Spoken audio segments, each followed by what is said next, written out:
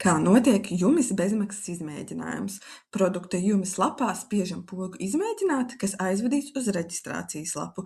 Jānorāda savs e-pasts un spiežam pogu sūtīt verifikācijas kodu. Savā e-pastā saņemsiet verifikācijas kodu, kas ir jānokopē un jāielīmē attiecīgi reģistrācijas lapas sadaļā verifikācijas kods. Tad automātiski atvērsies nākamā sadaļa, kur ir jāuzstāda savu paroli, vārds, uzvārds un jāpiekrīt lietošanas noteikumiem. Nospiežot pogu Turpināt, atvērsies nākamā sadaļa, kur ir jāievada dati par uzņēmumu, norādot tā nosaukumu, kontaktpersonas tālruņa numuru un piekrītot mūsu pakalpojumu distances līgumam. Nospiežot pogu Reģistrēt, atvērsies nākamā sadaļa, kur būs iespēja norādīt, kāpēc jūs izvēlējāties izmēģināt tieši jums produktu un kā vispār par mums uzzinājāt. Ja tas nav aktuāli, tad ir iespēja nospiest pogu Izlaist, kas aizvedīs jau uz nākamo sadaļu, kur ir jānorāda savas datubāzes nosaukums, jāatzīmē kāda no opcijām, ja tas ir aktuāli, ja nē, tad spiežam pogu Turpināt un reģistrācija ir pabeigta. Tā kā produkts jums ir jālejupielādē, dodamies uz mājaslapu, zem atbalsts atrodam instalācijas un lejupielādes un atrodam sistēmas jums pilnā instalācija un spiežam pogu lejupielādēt. Tas lejupielādēs failu.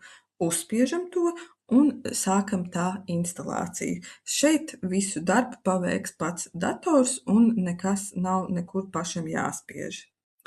Šis process var aizņemt vairāk kā 10 minūtes, tāpēc ir jābruņojas ar nelielu pacietību.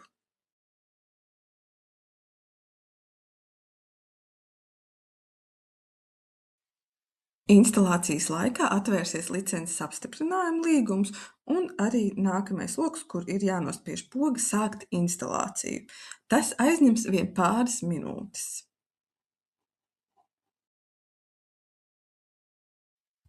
Kad instalācija pabeigsies, tad loks automātiski aizvērsies un atvērsies jumis.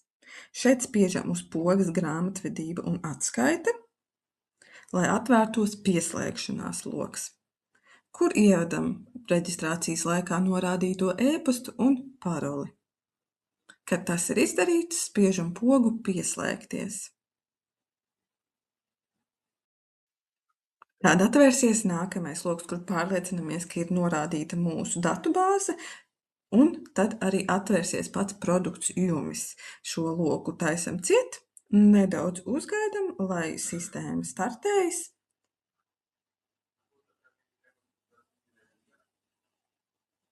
Un esam iekšā produktā jumis. Lai darbu uzsāktu, ir jāveic arī konfigurēšana, ko mēs varam atrast zem sadaļas konfigurēšana, un spiežam konfigurācija. Un šeit ir jāievada visi nepieciešamie uzņēmuma dati, lai varētu sākt darbu. Tas arī viss.